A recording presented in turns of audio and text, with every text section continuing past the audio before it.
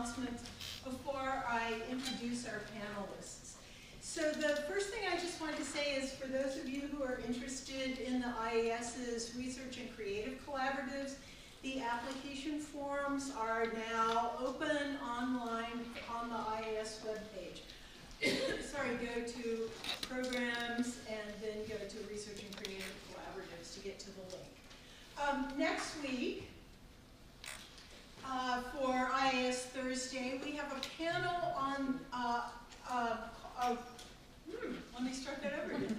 We have a panel on Sneakerheads, which is a documentary film that we will also be showing after the panel in the afternoon. And our panelists include Elliot Powell from American Studies, Justin Schell, formerly from Cultural Studies here at the University of Minnesota and now at the University of Michigan Libraries, Deanna and Roger Cummings, who are the co-founders of Juxtaposition Arts, and it will be moderated by Dorothy Berry of the Givens Collection and Umbra Search, part of the University of Minnesota Libraries. So see you same time next week right here.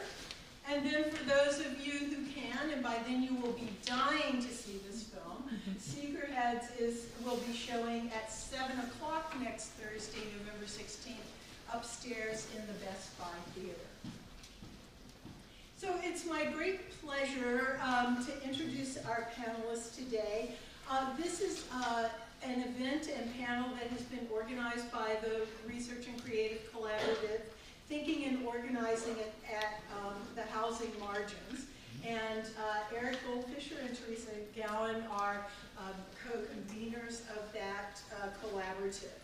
And our guest speaker today is Rob Robinson, sitting here in the blue shirt, who is a co-founder and member of the leadership committee of the Take Back the Land movement and a staff volunteer at the National Economic and Social Rights Initiative. After losing his job in 2001, he spent 2 years homeless on the streets of Miami and 10 months in a New York City shelter. So he's been in the housing movement based in New York City since 2007. And in 2009, Rob was chosen to be the New York City chairperson for the U.S. visit of the UN Special Rapporteur on Housing. It was the first time there has been an official review of the U.S. by peer countries in the United Nations. So Rob was a member of an advance team coordinated by the U.S. Human Rights Network to prepare for the UN's Universal Periodic Review, which is where the member states get to question a particular country, in this case the U.S., on social and economic justice issues. Rob has worked with homeless populations in Hungary and Germany and is connected with housing and land movements in South Africa and Brazil. He works with the European Squatters Collective, the International Alliance of Inhabitants, the Landless Peoples Movement, and the movement of people affected by dams. And he's also the coordinator of the USA-Canada Alliance of Inhabitants. He's been a member of the Social Justice Media Collective, which produces and airs the weekly radio show Global Movements, Urban Struggles over WBAI in New York City. So welcome, Rob Robinson.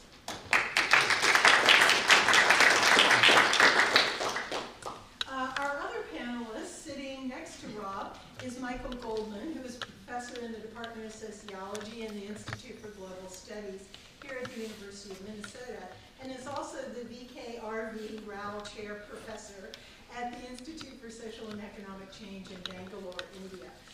Professor Goldman specializes in transnational political and environmental sociology, global urbanization, and expert networks of finance, development, and urbanism. Michael's latest book, based on a decade-long ethnography of the World Bank, is titled Imperial Nature, the World Bank and Struggles for Social Justice in the Age of Globalization. Sitting next to Michael on the end is Teresa Gowan, who teaches ethnography and urban sociology here at the University of Minnesota. Her ethnography, Hobos, Hustlers, and Backsliders, Homeless in San Francisco, was published by the University of Minnesota Press in 2010. And currently she's turning her ongoing interest in neoliberal policy, poverty policy, into a comparative qualitative study of addiction treatment, focusing particularly on the uneasy convergence of punishment and the therapeutic within court-mandated or strong-arm rehabilitation. And last but not least, our moderator for today is Eric Goldfisher, who is a PhD student in Geography, Environment, and Society here at the U. His work examines the relationship between homelessness, visuality, and urban ecology in New York City, and is inspired by traditions of popular education, feminist geography, and critical race theory. And prior to coming into the Academy, Eric worked as a housing organizer in the Bronx. So I will now turn the program over to Eric. Thank you. Great, thank you so much, Jennifer. Microphone's right. Mic time. Okay. There we go. Mic check, mic check. Thank you so much, Jennifer, for that wonderful introductions. So our format today is that Rob, because he's our guest speaker, is going to talk and kind of lay out a framework for us to work within for about 20 minutes, and then I'm going to moderate a short follow-up panel discussion with all of the panelists, and then we will have plenty of time for questions at the end. So without further ado, Rob Robinson. Thank you, Eric. First, I want to thank the Institute for inviting me, and Eric in particular. I have a little bit of a history of working in New York City closely with academia and with students. And Eric and I guess we met about 5 years ago. I know I invited him to a conference at the New School where I was forming a relationship with a professor there who is not only a mentor but a good friend now. He and his wife run a program, a master's program there called Design in Urban Ecologies and Theories of Urban Practice. That's Miguel Robles Duran and Gabriela Rendon. And we invited Eric to a conference. Eric and I started to collaborate and talk a little bit, and we became close friends. And Eric spent some time interning at an organization where I got the foundation of the work that I do, a group called Picture the Homeless in New York City. So I just want to give some props to Eric. It's always amazing to me. I never saw myself in a role as a teacher or facilitator, but I watch the reaction when you teach a student, somebody who's willing to learn, their reaction in their eyes. And I always said to my professor friends, I'm envious of that. I want to do that. I see that they got it. So I'm getting the opportunity to do that, and I'm appreciative of that. And I just quickly want to pay homage to the profession of academia. My introduction to this work, or getting into what we call the academy, or some people facetiously call the ivory tower, I have no problem with that. But there are some people who do have a problem with it, but it was Neil Smith, the distinguished professor of geography and anthropology, who heard me speaking at Columbia University in 2008. I was sitting on a panel with Peter Marcuse, who was a professor emeritus from Columbia University. To his right was Brenda Stokely, who was a well-known municipal workers union activist in New York City and one of the founders of the Million Workers March movement. And to the far right was Ed Ott, who at the time was the director of the Central Labor Council, an umbrella organization over all the unions in New York. And I was the last person to speak. I'd never spoken publicly about housing issues. I'm sweating bullets, and my underarms are soaking wet, and I say what I have to say, and Peter Marcuse puts his hand on my knee and goes, good job, and that was a relaxing feeling. But in the middle of my speech, I made a statement, something that, as I went through this transformation of being homeless, going through shelter, and trying to find housing, I developed this theory. I said, gentrification leads to displacement, which leads to homelessness, which leads to criminalization. And Neil Smith was in the audience and stood up and said, say that again? And I repeated what I said. He said, I want to meet you after this conference. Let's have lunch and let's have a conversation. And the rest is, as they say, is history. Neil always believed in this process that he called reciprocal learning. You can learn, my students can learn as much from you, Rob, as they can from me. Just because you don't have the same degrees that I have, by taking them into the community, it's a learning experience that they'll cherish for the rest of their lives. So I'm challenging you to take my students in the community, but I'm also challenging you to come in here and have conversations with us, because I believe in this process called reciprocal learning. It's a constant wheel that's always turning. And I'll just share one little funny anecdote about Neil, and then I'll move on to the presentation. Obviously, he was somebody that's important in my life. Neil, anybody in my family will tell you I cannot stand the name Robbie or Bobby. I've known Neil since 2008 until his death, and every day Neil approached me, he called me Robbie, and I never once corrected him. So it just goes to show you the relationship was strong there. So I'm gonna talk about homelessness, but I'm gonna do it through some personal reflections and a little bit of a chronological order of events that happened to me to try to paint a picture around homelessness and housing and land issues, because I think, and sometimes we make a mistake about not bringing land into the picture, and I'll tell you, I'll start up this conversation by saying you'll never control housing unless you can control the land, right? Land is a struggle that we're all facing. We don't sometimes talk about it or understand it that way. But what we learned, and one of the reasons why you heard as Jennifer spoke of my resume, is you have folks in Brazil where land is there to serve a social good, right? Land has to either put somebody in a home, it has to be for a home, or it has to grow food. So the MST built their movement by going through Brazil late at night and finding vacant plots of land and moving in there and starting to grow food and starting to build shacks that they could live in. And then more people would come and you build a community. So land was central to all those struggles. The shack dwellers in South Africa, the Abishali movement, formed itself after the apartheid had fallen in 1996. They got a new constitution which guaranteed the human right to own. However, the ANC made that promise, and workers were going to and from Durban, traveling 2 hours a day and passing vacant plots of land, and those promises didn't come to a realization. By 2005, they started to organize themselves, and they called themselves the shack dwellers. They took over vacant plots of land between Durban and where they were living and started to build shacks to protect themselves from the elements. Municipalities started coming in and tearing them down, but here's now a collaboration between legal communities and people struggling, grassroots communities. In 2011, a group called SERI, Social Economic Rights Initiative in South Africa, organized and worked with the Shack Dwellers movement, or Abishali movement, and got into constitutional court, which is the equivalent of our Supreme Court, and they won because the human right to a home is written into their constitution. Municipalities were ordered to stop tearing down those shacks.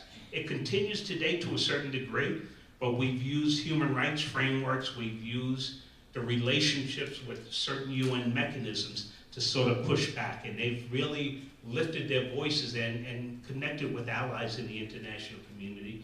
Yours truly included. You've heard that I was the chairperson for this Special Rapporteur on Housing, who came to the U.S. on an official mission in 2009. And that's in a very important way. An official mission means the State Department signed off on it and the President signed off on it. So we're saying, okay, there probably are some injustices here. You're allowed to come in and investigate and create a document that's going to guide us on how to make those changes and give us some advice on how to make those changes.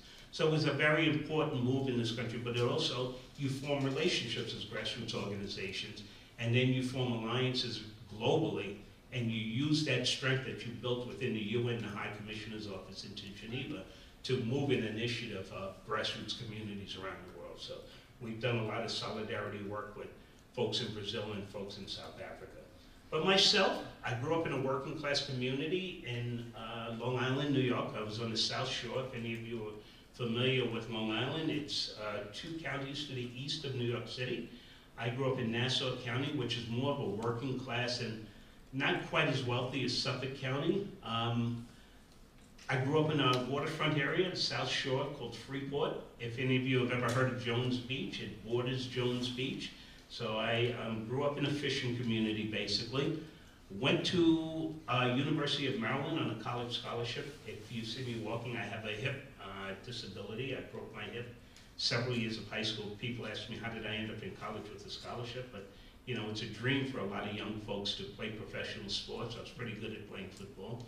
I broke my hip in 10th grade, fractured it in 11th grade, broke it again in 10th grade, and then freshman year at Maryland, I broke my hip and pelvis and was told I can't play football anymore, and you're lucky if you're ever going to be able to walk again. So, you know, it was always a dream to get out of there. My claim to fame, for any football fans in the room, was I spent 1 year with Randy White, the All-Pro defensive lineman from the Dallas Cowboys, a 10-time All-Pro, and a Hall of Famer who gave me the nickname of City Boy, because during the holidays I would never go back to Tennessee in the Smoky Mountains. and wrestle bears to acquire some strength like he did. You know? Okay, city boy, you go back to New York City. Randy, you can go out there all you want. Yeah, I'm not wrestling any bears, but obviously it bore fruit for him, right? You know, he became a pro and he became very good at his trade. But through the years, I had this hip injury. I grew up in the restaurant business. I worked as a chef for a long time, some well-known New York City restaurants,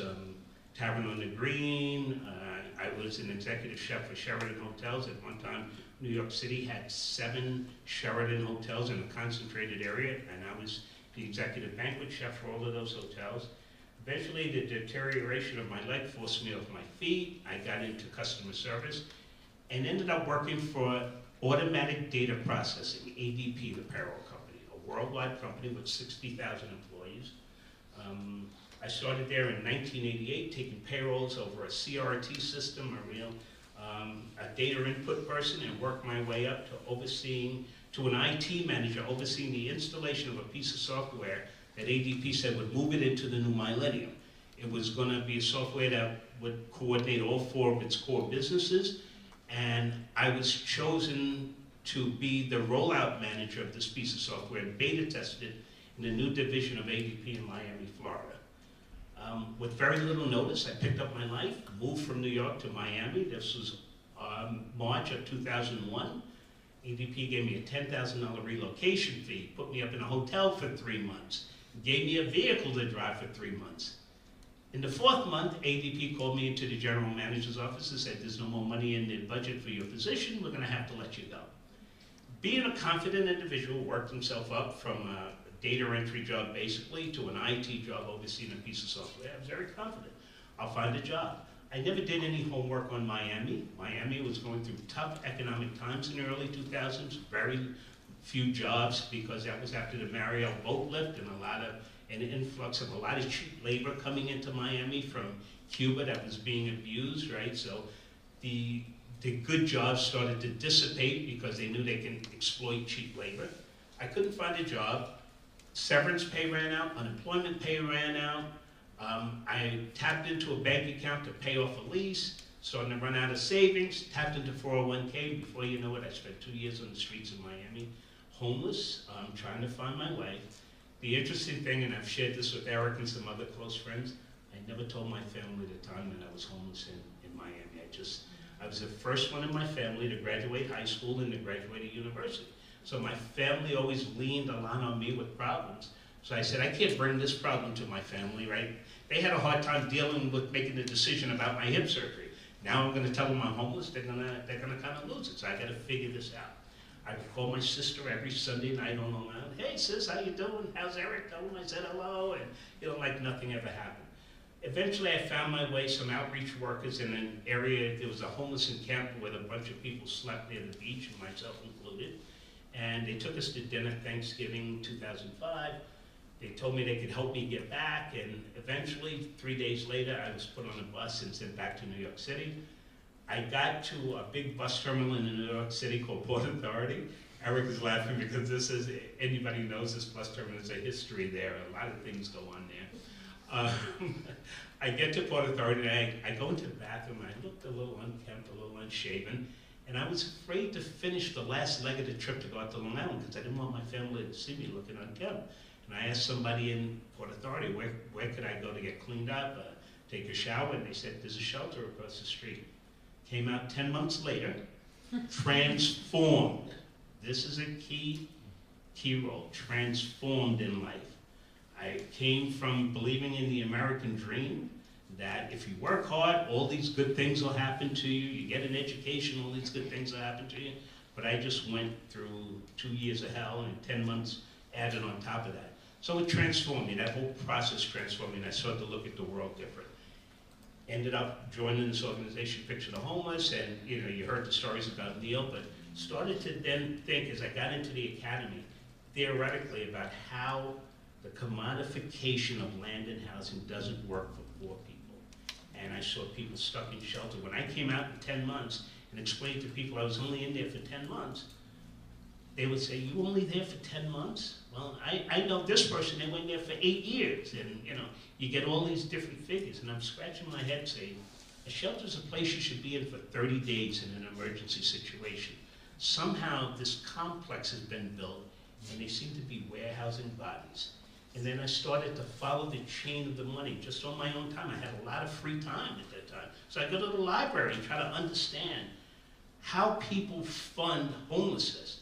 And I understood McKinney-Vento, which is the main vehicle for funding a lot of federal money coming into cities through something called continuums of care that monitors shelter performance, and you get grants from the federal government. These continuums of care distributes that money within New York City.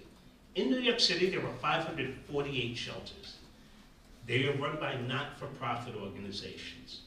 I would argue, and I hope you debate me about this issue, that somebody must be profiting because they don't want them to go away, and our mayor has proposed adding 90 more. Like, that's not getting at the root cause of the problem.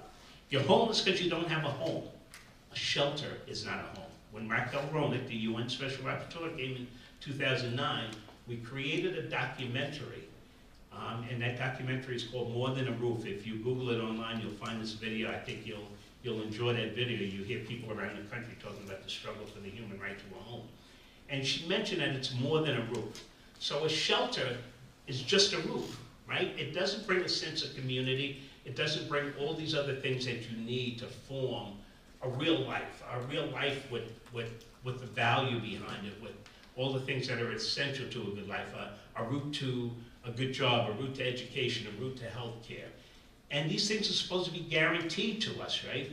And they're guaranteed through human rights.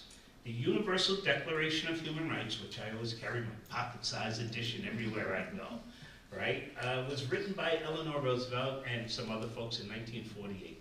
I never learned about it in school.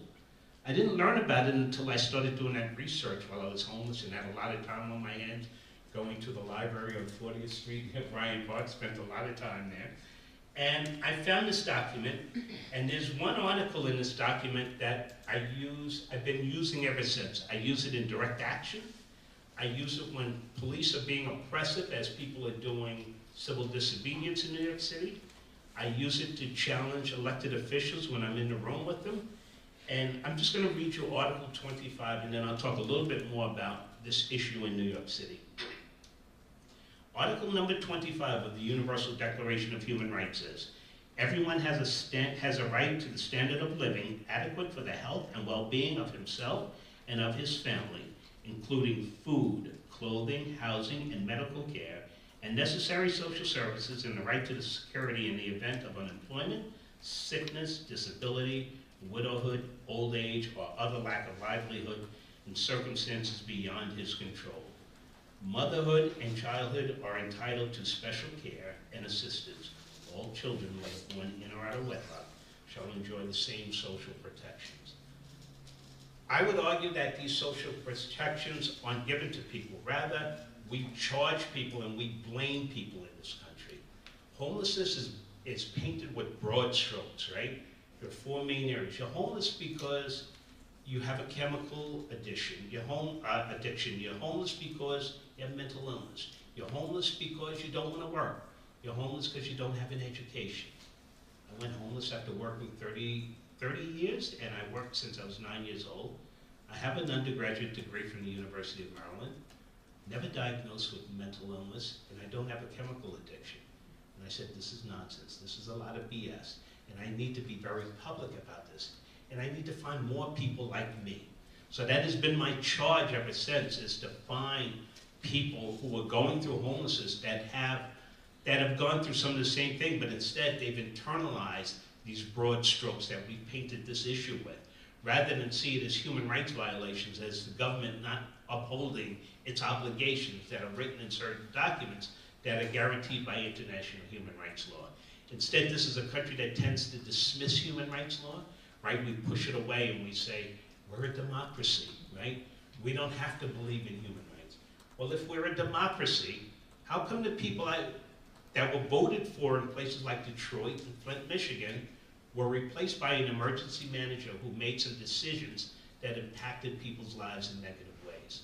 So you put an emergency manager in Flint, that person made a decision to save the city some money and feed the people poisoned water, right? That's a democracy. In Detroit, you put an emergency manager in place and you say the people that were elected can no longer dictate how we collect money for services in the city. So if you're poor, the emergency manager says in Detroit, if you fall $150 in arrear behind on your water bill, we're going to shut your water off. If you're 2 months in arrears, we're going to shut your water off. We need water to survive, right? Water is a foundation of life. Yet, they'll let Nestle come in and suck all the water they want out of the Detroit River, put in a bottle and sell to you. Kind of bizarre. So is this really a democracy that we live in? I think a lot of questions need to be answered, and it starts from a human rights perspective, right? The fact that we're a human, we have certain rights that are innate to us being born. And what do those rights mean, and how do we get those rights guaranteed? So I'm going to stop there. I'm going to give the mic back to Eric, and we're going to go into a discussion. There'll be some room for Q&A later. Thank you.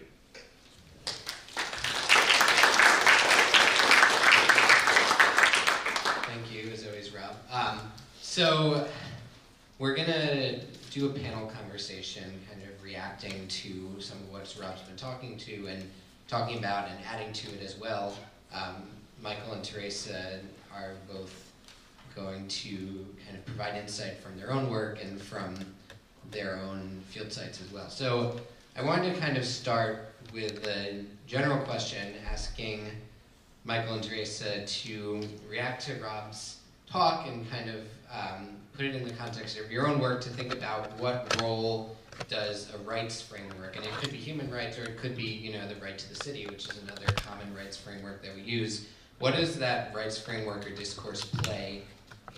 What role does it play in your respective research sites and projects, and how do you conceptualize it in your work? And if we could limit responses to like 1 to 2 minutes. 2 minutes. Sorry. Wow. Okay. So I guess what I would say is that, yeah, I see a lot of struggle over rights for homeless folks around the country, including these homeless bills of rights in various states. But what's been noticeable is that the bills of rights which have passed have been ones which are really just try to draw down the principles of the National Bill of Rights to the homeless population. In other words, it's sort of freedom from unfair treatment. From, you know, a lot of it comes down to the right to rest, right to sit, that kind of stuff. So basically, it's being used to protect folks from unequal policing, right? But it's pretty notable that the state which had a notion of human rights in their Bill of Rights, which was more like the Declaration of Human Rights, in other words, you know, right to shelter, right to bathrooms. California, it has failed, right? And so, I mean, I hate to say that, but it's honest, right? It looks like it's failed. Yeah, yeah. So in other words, the general tendency for the U.S. rights to be freedom from interference, you know, can be applied to homeless folks. But in terms of bringing the positive rights, which are, you know, have been written into the Constitution of you know, 100 countries, into the U.S., we have failed to do that, and it's a very uphill struggle. No doubt I'll get to say more. I'm just It's hard. 1 minute on. Well, from what I understand, you know, the right to the city, the idea, the argument, the claim, the right to the city, people who live in the city have a right. That, you know, Henri Lefebvre, the French philosopher activist, opposed it in the early 60s to suggest that that it was about not so much housing or property, but about urban space. And you know, radicals thought, and you know, he was criticized because it seemed a bit too abstract. But when you juxtapose it to the default, so there's a couple points. One is to juxtapose it to the default that we have in the United States when housing or land means property. And with property comes a whole set of legal rights and expectations and discourses. Then we can appreciate a little better how Henri Lefebvre wanted to focus on urban space. People who use the city have a right to define it. And then against what? So he tried to make it clear that it was against, well, this was the 60s, right? It was against the state and it was against capital. Now the problem with the Human Rights Declaration, I mean, with, you know, and this is a point of debate, right? Sure. It is that, you know, when you evoke the idea of human rights, you're basically evoking a legal claim and you're kind of taking it to a court or to the state. And one of the problems that Lefebvre and others who struggle around this question is that that's precisely those are the institutions that first and foremost defend the right to property. And so how can we go beyond defining the city and the right to the city and critique the idea of property, right? Because, I mean, you know, once Rob gets to talking about the phenomenal progressive moves that have been made in the heart of the beast, you know, the real estate center, New York, we can appreciate that it can happen anywhere. But but as we take it, so that's like one important move. And the second move is that people argue against the idea of human rights to the city, is that when you hire your lawyers and you take it to the court, that is the end game. That is the end result, the decision by the court. And it completely removes the kind of social process of defining the city in social terms, as opposed to the margins of a set of provisions that have been written basically to protect property. So how can we not be allowed to sit on the margins of a property rights regime, but actually challenge that regime? Lefebvre and others argue that we need to define it in terms of the rights of the city and define the city as a space of people, you know, who can use it, defining the space, not reduced to property. And so if we can define it precisely how you suggested, that the land movement in Brazil, which is not about property, it's about territory. And it's not about ownership, it's about producing for the needs of the people. It's a radical shift. And so that's the tension, I think, in using the term human rights to the city. So I just want to quickly respond. I think there is a shift. That shift is outside of the U.S., but there is U.S. involvement. There is now the drafting of the global platform on the right to the city. And it's more than just the city, it's also looking at rural areas. I just want to be clear about that. But folks have taken it away from UN Habitat, which was, development goals, SDGs, right?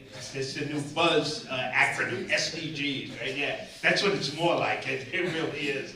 But it was supposed to be in goal number 11, but we're finding that this is a very weak document, right? And the language that folks were guaranteed was going to be put in these standard development goals seem to have dissipated and been weakened.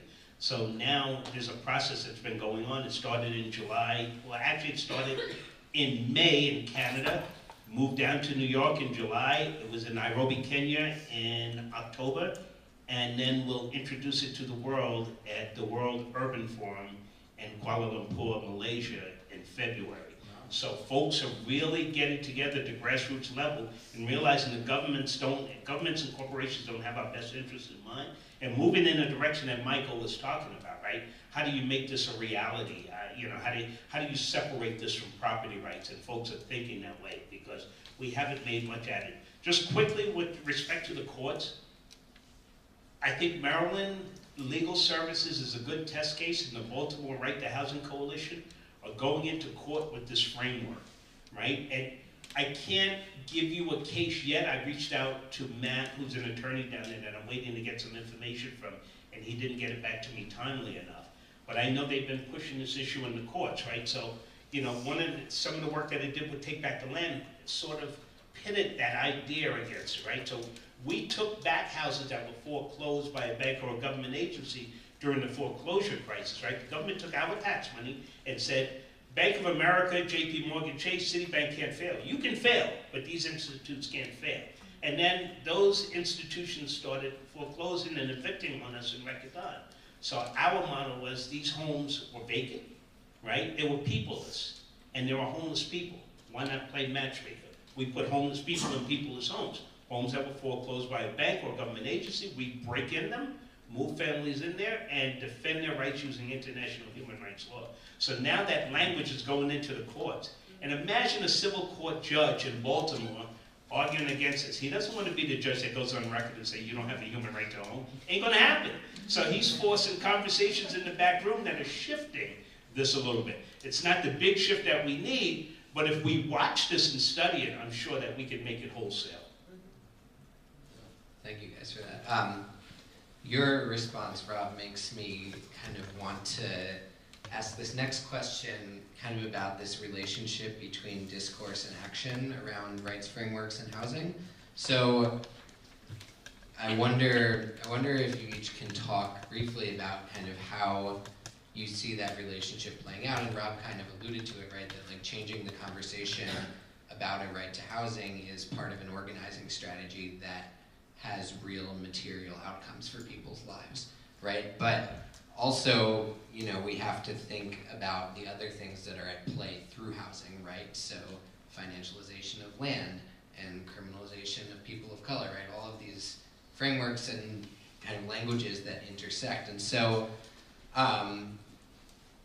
in terms of like putting this into a concrete question, I'm wondering, can you talk about how you understand housing as part of these other urban struggles that are connected to it, and what role this kind of rights discourse plays in connecting these struggles? So I think, yeah, I'll pass it down. Just to sort of quickly, and I'll be brief with this, I think the fact that land and housing is a commodity, I mentioned earlier, it just doesn't work. So what are the mechanisms you can use to look at it otherwise, right? Let's just say you're given a piece of land. The problem is the housing that's on top of that land is at the peril of the price of that land. As long as the market is being manipulated, you're always at risk of losing that housing. David Harvey made me understand, everybody says that language is difficult, but the first time I met David Harvey, he said something to me. He said, use value and exchange value. A home has a use value to you and to the bank. We never think of it that way. And it has an exchange value. And the only thing you're in control of is when you see it as a use value for you. The corporations and the bank will always manipulate that equation on the exchange value side. So you're always at the peril of those corporations and banks. It's a shitty system, but we bought into it. And then there's a narrative that you're fed constantly. You can make it in America, right? If you can make it here, you can make it anywhere. This is the American dream, to own a home. So I think it's us, through popular and political education, understanding the system, understanding those narratives that we're fed, to say that the ideas and all of the dreams that we're fed play in society in many ways, right? For people of color, Obama would say to you, pick yourself up by your bootstraps. I would argue with Obama that you're a person of color that came from a place of privilege. Nobody has its boot on your neck. But this country's had its boot on its neck of people of color from the time of creation. So how can they get up, right? You know, so you have to really look back at these narratives that we're absorbing. But there is a little onus on us. We have to be introspective, right? I bought into this shit. And I have to dissect it and say, wait a minute, whoa. Right, that's what I meant by transformation earlier. Right, I was taught that homeless people are lazy. And I know I'm going off track here, but I get started and I get wound up. Right, homeless people are lazy, they don't want to work. My dad told me that, right? But I laid on the streets of Miami at one point for 4 days without eating in that hot sun. You know what? You can't beat that sun. The first time I went into a shopping center, the Panhandle, I was walking in there with one eye going this way and the other eye going that way because I hadn't eaten for 4 days. This elderly couple walks towards me and says, "Tu hambre," in Spanish. Are you hungry? And they had a chicken dinner, rice, yuca, beans. First time I'd eaten in 4 days. So for me, that transformed me. Anytime I see somebody homeless now, I have a conversation with them. Are you hungry, G? You know, because I've been there, right? So all of this, I think, all of this plays in a societal wrap-up. I know I probably didn't get at the question the way you want, but I think there are all of these things that play into it, all of these factors, and we have to think of a different way that we want to live, right? And when you think of human rights, you think of values and principles to guide your life. Anybody know what the color taupe is? Beige. T-A-U-P-E? T for transparency. It should be transparency in decisions that affect our lives. A for accountability, right? People should be held accountable for those decisions that affect our lives. U for universality. It should work for all of us, whether I'm documented or undocumented. P for participation. We should have the right to participate in those decisions that are going to affect our lives. And E, it should bring equity to all of us as a community. Well, I don't have one of those.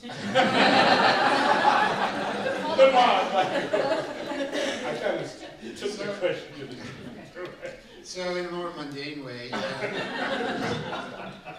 no, I think, you know, where I can connect the dots between the obscure question and the answer is around back to the question of property and property value. You know, I mean, if we think about cities, and we just had a mayoral election and such, I mean, the conflict and the tension is for our city to run, we have to maintain property values. And so in 2008, when more than 1,000 homes, 1,000 families went bankrupt because they couldn't keep up with the ballooning mortgage that they were sold in order to buy property, in order to basically imagine that they could be part of the speculative future that we all hope, which is people whose wages and incomes haven't gone up since the 80s, bank their survival of their family on appreciation of the property value. And that's not just at the level, of course, at the level of the individual, it's at the level of the social. Our city can't survive, in theory, without this kind, you know, this is of course a discursive move, without this idea that the values will appreciate. So shelters are a place to shelter people until they can buy into the market, or to shelter them from the market so that it mitigates, you know, kind of the fear that if you put those people into houses in neighborhoods, it will basically bring property values down. And so since the beginning of the whole real estate system, you know, David Freund and The Color of Property, we have a history of the idea that if we're going to have real estate markets in suburbs, we have to redline them, we have to exclude people of color from them, because there's no way the government is going to lend money for mortgages to people to build in suburbs far from the city, unless they can assure that the value of the property will go up. And the one way to ensure that is to keep working class people and people of color out. So there's a long history to the making necessary and then masking the necessity of racializing property, but also having urban policy linked directly to the question of value, property value. So in 2008, when 1,000 homes were foreclosed in Minneapolis, what did the city do?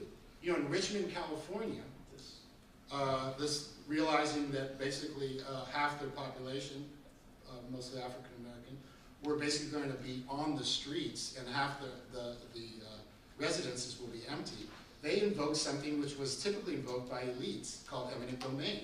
The city council, which was quite progressive, is quite progressive, invoked this, you know, this statute that says that the government can take land if it's for a public good, like building a highway in the Rondo neighborhood here and such.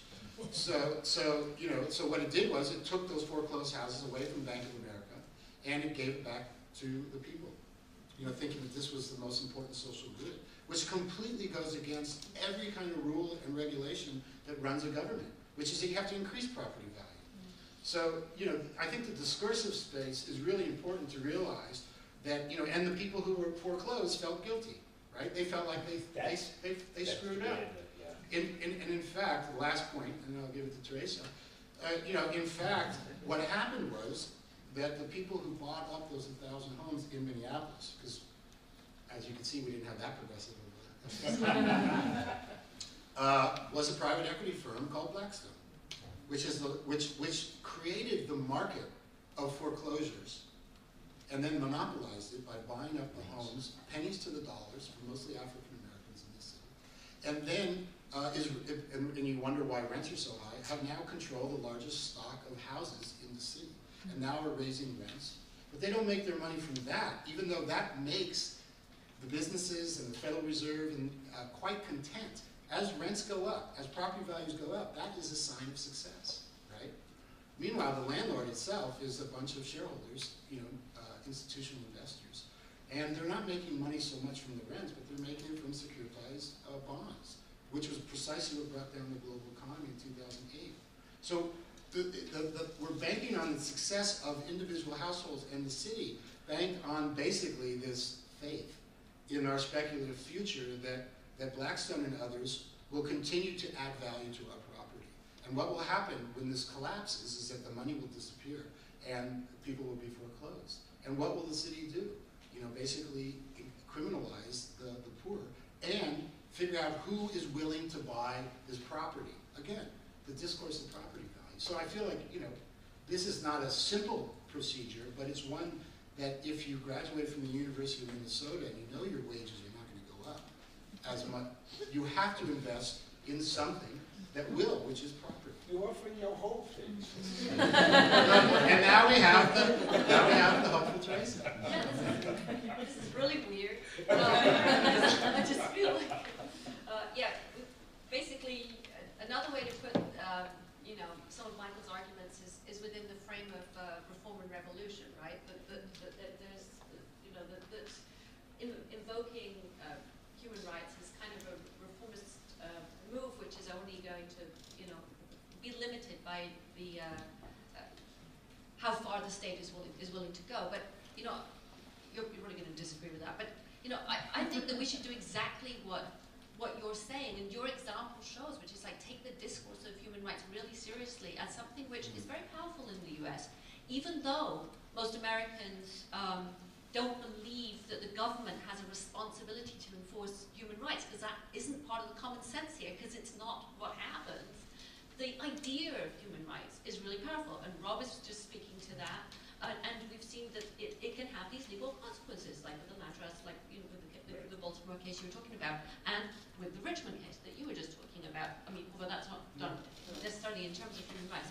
So, I mean, I just wanted to go back to the history a little bit, because, you know, I think even though there's this sort of illiteracy in the idea of human rights in the US, if you might call it that, there's a long and radical history within the US of fighting for human rights, you know, which, my understanding, it sort of starts off in the New Deal, and both the Roosevelts and their allies were really trying to add on to the Bill of Rights and create positive rights, right?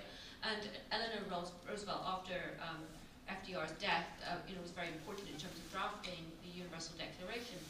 But, you know, then you get the McCarthy period, and human rights are explicitly referenced as communistic and erased, right? So who raises human rights again? Unsurprisingly, it is civil rights and black power leaders that say, hey, you know, we don't just need civil rights, we need human rights. So, you know, I'm just going to quote from Malcolm X here, you know, a good person always to quote from. You want to have some good language. Where's he gone? Okay, so civil rights keeps you in his pocket. Civil rights means you're asking Uncle Sam to treat you right. This is him in 1964. Human rights are something you were born with. Human rights are your God-given rights. Human rights are the rights that are recognized by all nations of this earth. And anytime anyone violates your human rights, you can take them to the World Court. Now, of course, this is you know, a dream, right? But it's a powerful dream, right? So when you expand the civil rights struggle to the level of human rights, you can then take the case of the black man in this country before the nations in the UN.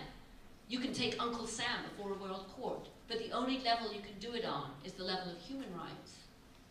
And so, you know, and he's followed, you know, by Dr. King saying, you know, similarly proposing a bill of economic and social rights, of positive rights, right? So, you know, clearly, and you know, I'm not going to get into the whole history of, you know, like the theories of murder once these economic and social rights are like really strongly on the agenda. But you know, I think that it's important for us to recognize, you know, that this language has potential traction across you know, a lot of the country. And in some ways, you know, as someone who does discourse analysis a fair amount, I would say, like, the idea that people see legitimacy in human rights, but they don't really understand how they can be, you know, enforced or created, is an opportunity, right? What does it mean if it's just this totally abstract, almost sort of spiritual thing? It doesn't mean anything. So, you know, I feel like there's really potential leverage there. Yeah. just quickly to finish, I think the World Court that you referred to is now human rights mechanism. So Jennifer mentioned the Universal Periodic Review. The United States started going before the member states of the UN. In 2010 was the first time I was there in Geneva to basically talk about homelessness in the United States.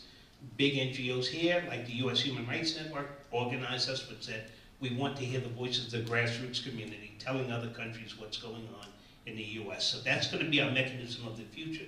Because as we took people who were affected by police shootings in 2014, and that got into the written record, and the US all of a sudden has to start responding to these issues. So we're understanding how these mechanisms are working, that's part of it, and we get an output report for our toolboxes to help us in our community organizing. Okay, can we get a big hand for our panelists real fast?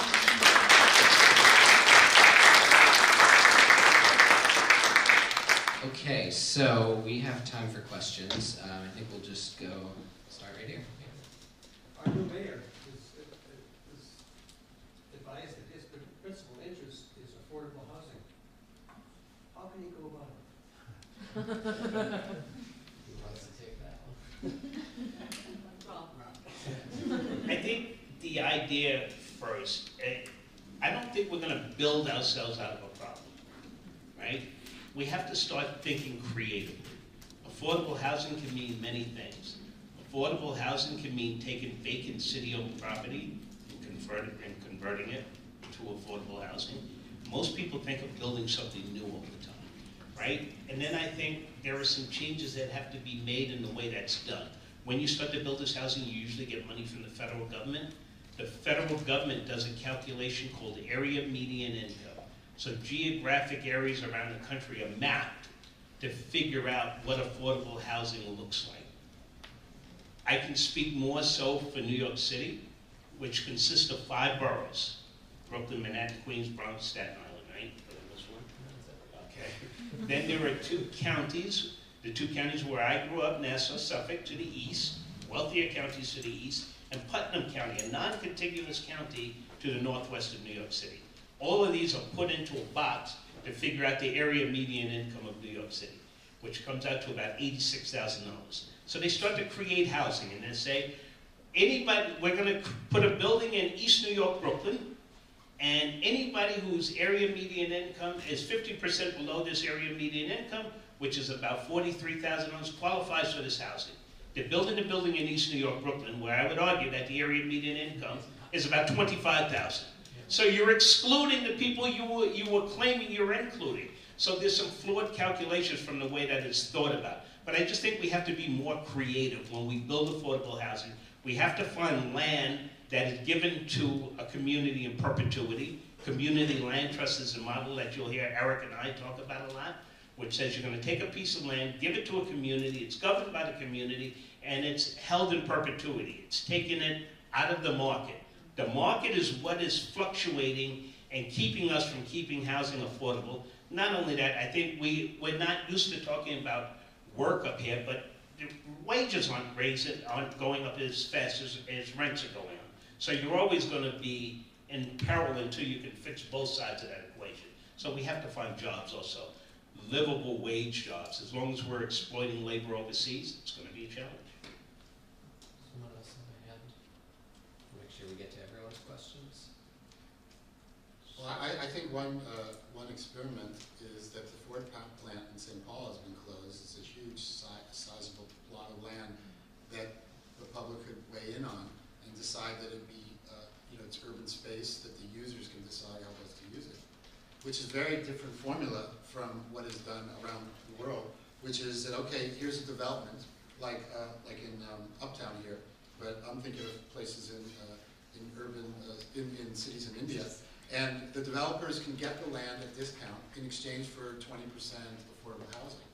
But the way it's calculated and the way in which social power works, it's not available to the working class or to the people who most need it.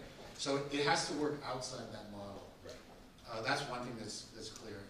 And so the question is, can you offer public space or dilapidated private space and offer it to the community?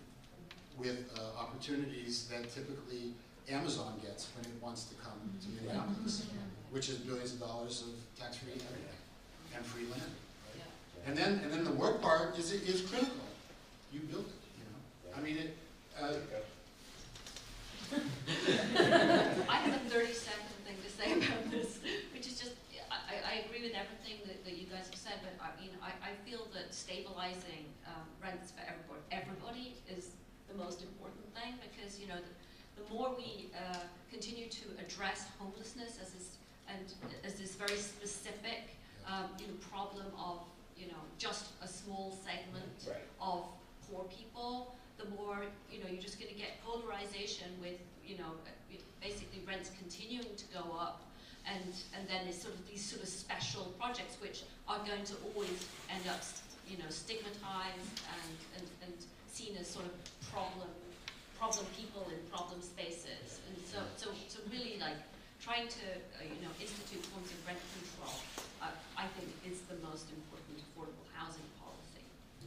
Yeah, and just to say that it's not pie in the sky is that I have a grand-aunt who lives in the Lower East Side of Manhattan and pays $300 a month rent. Yeah. And why? Because she was a teacher.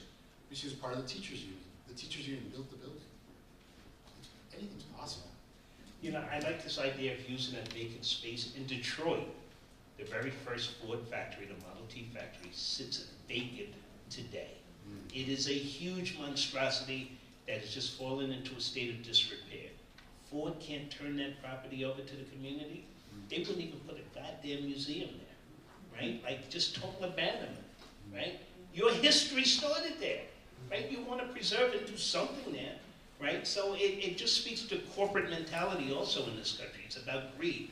I've squeezed all I can out of Detroit. See you, Detroit, we're done with you. We're moving on. We have time for one more, yeah? Yeah, so I'm a historic preservation student, so I totally agree with you guys that we should be kind of thinking more creatively about how we use these warehouse spaces, but how can we kind of look at when it seems that these projects do go through, gentrification is the next thing, right? So if you look at Lower Town right now, it has so many affordable artist lofts, but if you go down there, that neighborhood is changing rapidly from what it was. So how do we separate those two things, I guess, if it's possible? So somebody told you, somebody put you in here as a plant. They knew if you say gentrification or Rob, you're going to set him off, right? As I look at this term, it's a term used by developers now, right? We're prettying up the neighborhood. We're bringing a coffee shop. In New York, it's this fancy wheat germ Jew, what do you call that shit? Sawgrass juice and, for $9 a glass. As I see this played out from this transformation, I like to go back to that period because I started to look at the world and what was happening around me different. I started to see certain ethnicities being pushed out of the city. So I don't use gentrification, I use ethnic cleansing, because you've cleansed that neighborhood of certain people of color. And the first time I used that, the CUNY graduate center, I got a big gasp in the audience. That means killing. You've killed off that neighborhood from what it used to be. You've killed it, right? So I think it starts with language and how we talk about this stuff, right? And we have to push back on the language that we're being force-fed, right? The word gentrification in New York is used on both sides of the fence. It's a little bit weird to me. So I'm like, totally, no, that's not my vocabulary anymore. Oh, you mean ethnic cleansing? And people are like, oh. But it starts another conversation and makes people think a little bit deeper. So I think we start there. There's a lot of other things I could say about it. Obviously, we don't have that much time. But I think it does, language is a big part of this work. Quickly, I'll say that movement in the Bay Area the movement was at fault of a lot of that because they started pulling her, the mayor, to principal reduction, which is, it's problematic, right? For its own reasons, so. But if you do what Teresa suggests, and that is rent stabilization, then basically you scare off the speculators. And I think that's, again, it's a move. It's a strategic move. It's not the end solution. But if you can, take a neighborhood and say, or a city, and say we have rent stabilization, yeah, you are going to scare people off. The investors in the next, the political cycle. But also in making it possible for what I imagine what you're trying to get at, which is how do you preserve, the social identity and the possibility for people to live in this diverse and interesting place. And rent stabilization is one way that you should scare off the speculators. We have to add jobs to this conversation. That's a big part of it, right? People aren't making the wages to live a decent life, right? Because the good jobs have left here because of labor exploitation, which is that word, capitalism. So really thinking about a new economic system is something we really have to think of. And I'll criticize our work a little bit, folks like myself and Eric who work in grassroots communities. I think we're good at painting the walls with what's wrong. We can give you stacks of documents to tell you what's wrong. What do we want to see? What is our vision of a new economic system, and how do we get there? Is something we need to sort. We need to come with the stacks of documents of that, right? And this is my criticism about social movements in this country, right? We can articulate the problem. Backwards, in our sleep, we can articulate what's wrong. We'll paint the walls around it. All, we'll have up to 1,000 reasons why this is a problem in the U.S. Okay, what do we want to see and how do we get there? It's the questions we need to start answering. We have been granted the gift of more time. Thanks to Jennifer. This is very exciting. So I just want to add quickly to the conversation about rent control, which is that Minneapolis is considering rent control for the first time. It so happily coincides with Rob's visit that tomorrow night we will be meeting with some of the housing organizers here who are pushing rent control. And they tell me that the biggest pushback that they get is, rent control is a nice idea, but it doesn't work. So part of our job, I think, is to tell these stories to show that it does work. To show that you can have a $300 a month apartment in one of the most, expensive land neighborhoods in the world. So like we have to. I think in a lot of ways, I see this work starting with stories to also echo what's been said here. So we have time for more questions. I'm going to give a quick rent control. You want to hear a story? So for a while, I worked for the voting, what do we call it, Board of Elections in New York City. And I worked at the Greek Church on 2nd Avenue and 35th Street, the big Greek church. And there was a woman who came in, an elderly woman, who basically had nothing to do. I was worked as a door clerk. So she'd come in and vote, and she'd sit and she'd talk to me for 4 hours. And she lived on 36th Street between 2nd and 3rd Avenue. This, for all of us who know New York, is the high rent district. She was paying $310 a month, and she lived there for 42 years. And she kept telling me stories about all the tactics the landlords are using to try to get her out. And she says, that son of a bitch thinks he's going to get me out of there. I'm going to die here. He can do whatever he wants, but I'm going to die here. Right? So, understanding it and the passion of people, it really does work. It is a way to do it. I don't know if you can do the entire city, but a certain segment of the city needs controls and needs stuff like that to live a decent life. As long as the wages aren't rising as high as rents, people are going to need a subsidy. You can't live in New York City without a subsidy if you're poor, right? And we've never addressed poverty. So there's a whole bunch of things included in this whole issue, this vicious cycle, right? We've never addressed poverty in real ways in this country, right? There's a wealth gap in this country that is incredible, and it's so visible in New York City. You can go down any street, you'll see somebody sitting on a park bench. Is probably an executive of an organization, making $1 million a year, reading the New York Times and eating a sandwich in Bryant Park. And right next to them is somebody who has no other place to go except Bryant Park, right? And poverty and wealth sit side by side. But after eating the big hero sandwich, the executive starts to nod out, right? And the other person who everybody suspects might be homeless does the same thing after he eats a sandwich. The police come, and all of a sudden the police, you got to get out of here. You got to get out of here. But the guy with the suit on, so selective enforcement, a whole lot of factors come into life when you start to talk about homelessness and not addressing issues and how we address issues and policies. So all of these things, it's a lot to put in a pot to try to figure out. But it is the work that Eric and I have been involved in, especially the work of Picture the Homeless in New York and empowering homeless people. Teresa knows RAP, the Western Regional Advocacy Project, and hopefully you guys will get to meet somebody out here in the spring who is a dynamite organizer around homeless issues, Paul Bowden. He is my homeboy. He has the nickname of F-Bomb Paul. The two of us have testified before Congress, and Paul is dropping F-bombs on a regular basis right in front of Congress. Mother. But you get passionate about the work, and I think, understanding all of these issues and putting them in a pot makes it difficult to solve all of these things at once, but we have to think strategically. And I think we do have to address economics kind of in a hurry. Has to be a priority because it's all around this economic system. Capitalism won't fall overnight, but we have to start thinking about different types of economic models. So you talk about land ownership or control of land, maybe not ownership, but control of land. Right. Common, right? Let's common the land. Let's, you know. And so, and I think about the history in this country before colonization, there wasn't such a thing as land ownership. Okay. And so it feels to me, and if we wait around for the U.S. government to do reparations for Native Americans or African Americans, you know, we would wait an awful long time, like it'll never happen.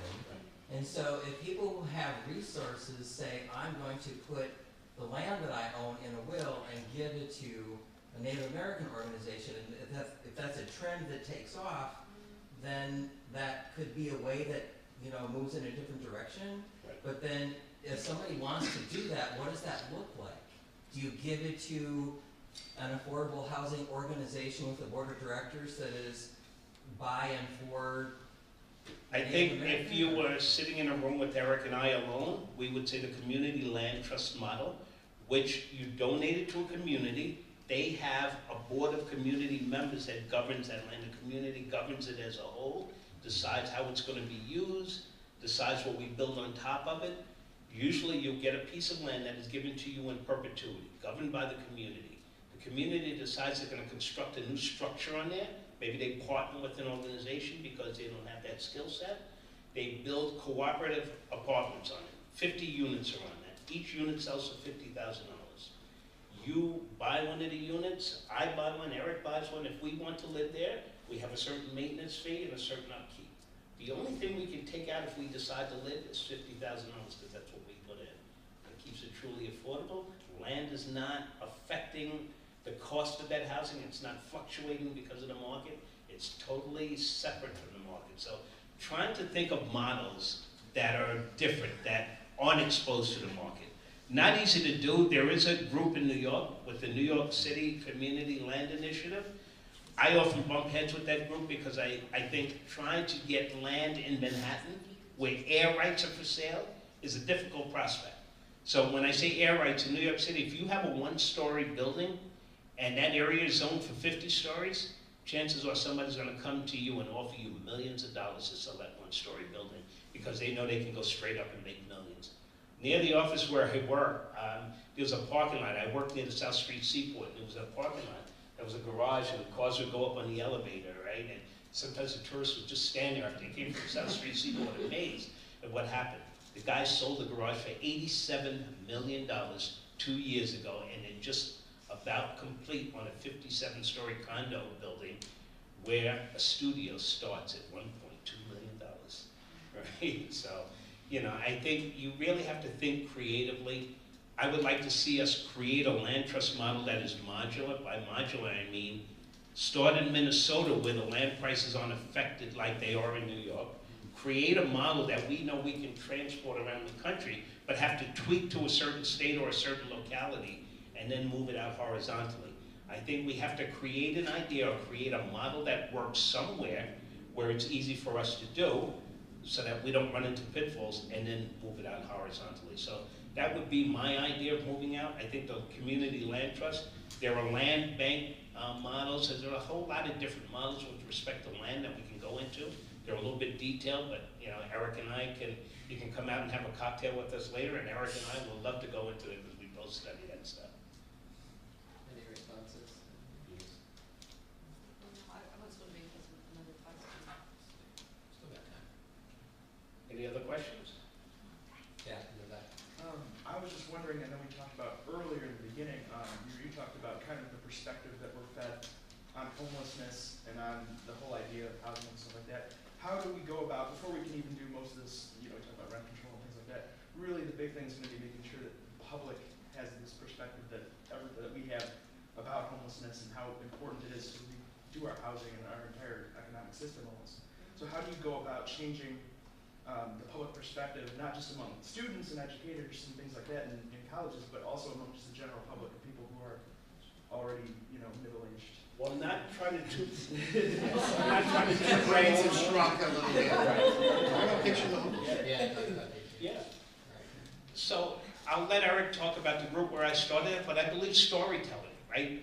There's no shame in my game, as they say. I'm telling you what happened to me. So Eric and I were together earlier today, and I told him a story about while I was in shelter and the public perceptions of who you are. So the shelter sent me to get some entitlements, some benefits that you're entitled to for being homeless. And I sit down to get interviewed, and the woman is looking at me like, you know, you don't look homeless, you look like you took a shower this morning. That's how I was greeted, right? So like, we have this perception, but I think the more we share our stories and talk about who we are, how we got there, I think the pendulum swings. So a lot of what I do is openly tell my story to encourage others, and that's when I learned about that narrative that I talked about. I said, well, wait a minute, that's a lot of BS, right? Like, you know, I worked for 30 years, so there must be more people like me. So my job is to find the other people like me and encourage them to share their stories. Not an easy task, because we do a good job of shaming you in this country. I'm going to let Eric talk about an organization that focuses on that, Picture the Homeless, where I got my start.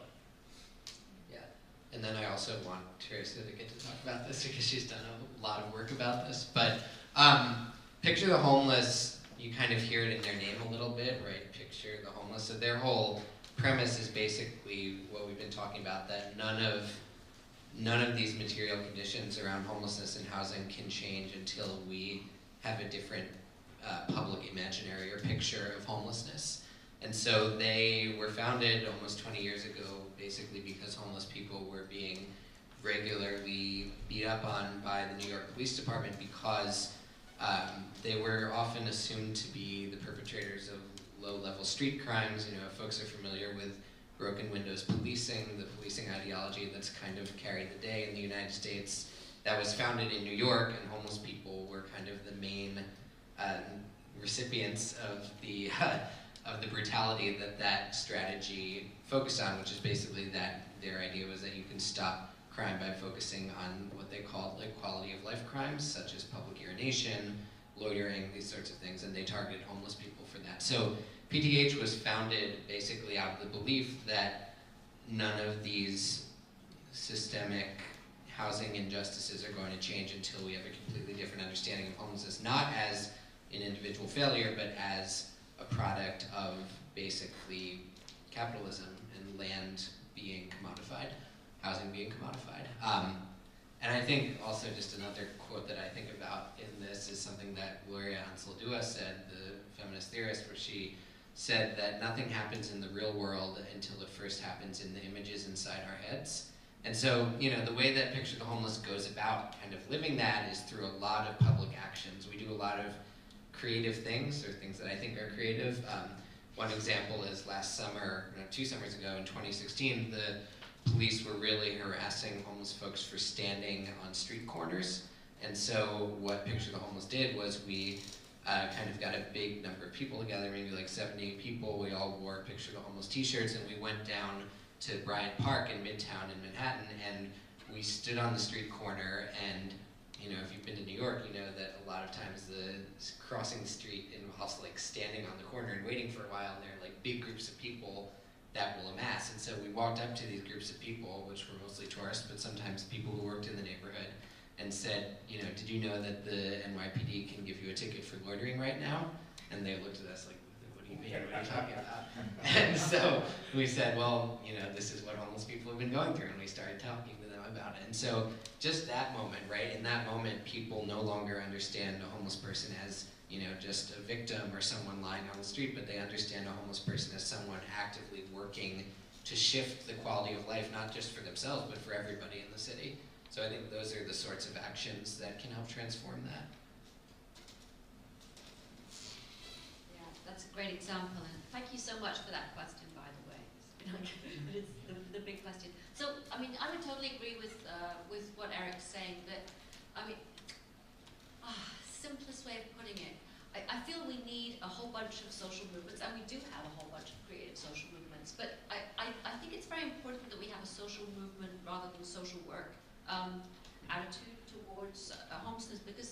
work, yes, okay, some vital, you know, food and shelter needs get met, but basically it's a huge part of the problem because it really perpetuates this stigmatization, shame, sort of a medical model of homelessness where, you know, for example, it shuts down narratives. So like, you know, if you basically see homeless people as people who are low functioning individuals with multiple problems, then having their stories, hey, that's breaching their confidentiality because they're kind of like kids who've got to be, you know, like looked after by, you know, middle class professionals, right? So I would use the example of the San Francisco Coalition, which is an organization I know well, and I would say that, you know, what they do is that they're doing outreach to the broader society and to homeless people simultaneously, trying to break down that individualization and medicalization of the problem and criminalization, right? So, you know, they're trying to help homeless folks feel like they're not sort of mad or bad or sick, primarily. They're homeless, and this is at bottom an economic issue. And so, you know, they do things like they have, you know, civil rights projects where, you know, like people actually really know the code so they can push back against aggressive and unfair policing. They also have narratives, they have stories. And I feel it's so important that it's always like, it's the person's name, it has a picture of them, and then they talk about what they want to talk about, like on the front of the paper. And, you know, it's really interesting to me looking at say, like these homeless papers that you get in different places, they have very different characters. And, you know, that sort of approach is actually unusual. And often it's much more of a sort of charitable or kind of, you know, maybe an inspirational bootstrap story or something, but not kind of like, listen to what happened to me in the shelter the other night, you know, right? So I think that, you know, bringing out these different kinds of voices is absolutely key, and I love it that you know, there are a bunch of really strong movements around the country that are doing this. I mean, I would point particularly to you know, New York, Denver, interestingly, right? Really good work. Yeah. So yes, it's a discursive move, as Michael said earlier. You know, it's so important to show that homeless people are creative, are doing things that most of us have no idea how to do, just to live day to day. You know, I was at a conference in Riverside recently, which was like kind of appalling. It was a homelessness policy conference, and there was a whole bunch of academics who studied homelessness, and most of them didn't know any homeless people at all. And you know, it was really notable that they just kept talking about, oh well, you know, that we're talking about generational cycles of you know, blah, blah, blah, blah, they're not like, and these folks, let's face it, they're never going to be able to have like proper jobs or anything. They're always going to need support. It's just this they, you know, like everyone homeless, sort of by implication. And it was really interesting because, you know, there was this other guy there who's a famous sociology professor, David Snow, who I've always kind of been like not on brilliant relations with and a little scared of. But in this situation, oh God, is this going on the web?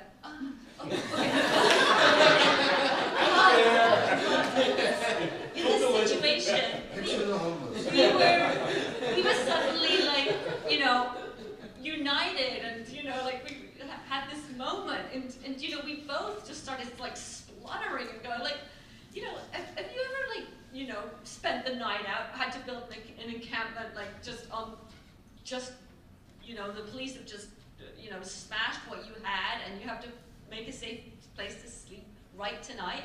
And David Snow was just like, yeah, I was just going down the, you know, the side of the San Joaquin, you know, river, and there's, you know, people who have got bike shops going, you know, they're fixing stuff, they're creating these encampments where there's always somebody on guard, so people have got security of their stuff, they've got a little bit of security of space. Now this is, you know, this is the kind of thing which is absolutely key, that we support these tenuous claims to land, because, you know, in my work in San Francisco, I mean, what I saw was, you know, the increasing destruction, you know, sometimes on a nightly basis, depending how valuable the land was, of people's encampments. And, you know, to the extent extent that people are able to create community, if you send every branch of the municipality to slash their tents, to, you know, just like to constantly destabilize them,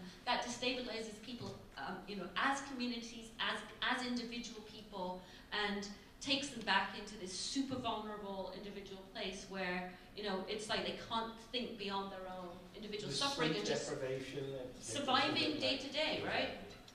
Sorry if that was like all over the place, but like, you know, I just think it's like, God, we've got to recognize that homeless people are some of the strongest people in this country. It's humanizing it, Teresa. A lot of times we forget that these are human beings that are living this issue. Two things you said that I think are very important. One, how people are perceived, or the way sociologists look at it. I think elected officials often see it that way. I once asked Mayor Bloomberg in New York if he ever slept on a piece of cardboard. I was invited to a meeting with all of these different levels of city agencies, all working on homelessness. I was the only person that was ever homeless in the room. And I knew that going in. It was like a place of privilege. They were inviting Rob Robinson, and it's a safe person. He's been there, you know, he's lived it, and it's going to be safe. Except I flipped that room on its side. Before it even got started, I asked him, did you ever sleep on a piece of cardboard? And he ignored me at first, and I asked him a second time. And he tried to ignore me. Then I finally said to him, then how is it that you're making decisions on people who have, right? Shouldn't they be at the table in here? He turned bright red, and the meeting ended before it ever got started. That's when he just got up and just to send a message. But I like this idea of social work, and I think being creative. So in 2009, I got the opportunity to go to Budapest, Hungary, and picture the homeless. James Tracy was a part of that group. I know you know James if you're from San Francisco. And one of the things we visited was an area called Sherwood Forest, where homeless people were living in a forest. But 3 social workers would come every night, have dinner with them, get to know them, and eventually all of those folks got housed through that interaction and that relationship that was built with the social workers applying their trade a little differently. They weren't going through the clinical checklist like you normally do. They built a relationship, got to know the people, got to understand the issues that the people were going through, and work with that crew. Now they're all housed. And I think that's one of the keys, right? When you talk about this issue, sometimes social workers will get offended because they think you're attacking their livelihood. I often get accused of that in New York. And I say, I'm not saying that social workers shouldn't exist. The shelter system, the way it works, shouldn't exist. I'm not attacking your livelihood. But then they say, well, Rob, you benefited from shelter. You went inside. Yeah, I did benefit. I got inside. I saw how this shit is constructed. Now it's up to me to deconstruct it. I need to take it down because this doesn't work, right? So I really think that's an important point that you brought up, talking about the social workers and holding them somewhat accountable, right? Trying to change their methodologies and the clinical approaches that they normally do towards this issue. I think we're more or less, yeah, we are out of time. So I want to thank everyone for coming out and give our speakers a big hand. And I just want to put in a quick plug for 2 ways that we're going to be continuing this conversation. So if you are interested in continuing to talk about Rob, tomorrow at 1 o'clock, we are having just an informal lunch. We'll have food from Jumbo. We will be in the Social Sciences Tower, room 448, over on the West Bank. And then in March, we are ramping this conversation up to the level of a conference. So our collaborative is going to be hosting a conference called Thinking and Organizing at the Margins of Traditional Housing. We would love to have folks participate. It's a scholar activist conference, so we're going to be bringing in some of the activists we've been talking about today, scholars from all over the country and internationally. It's also a good fit for undergrads who are interested in this sort of thing. So check out our website. It is marginsofhousingumn.wordpress.com. We also have a Facebook page for the conference, which you can look up and find out more there. Twitter account? Do we have Twitter, email? What? I was just thinking we could have an email sign up if people. Yeah, if we can, we'll put a little sign up sheet over there. Yeah, I know, it's older generation, but there are some older generation people. You can borrow a pen from us.